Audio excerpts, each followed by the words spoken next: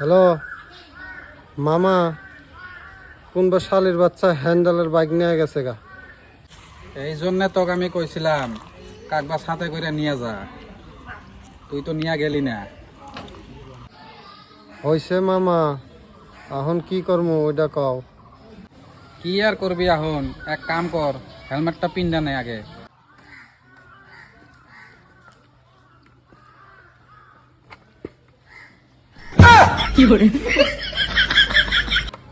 হ্যাঁ পিনছি।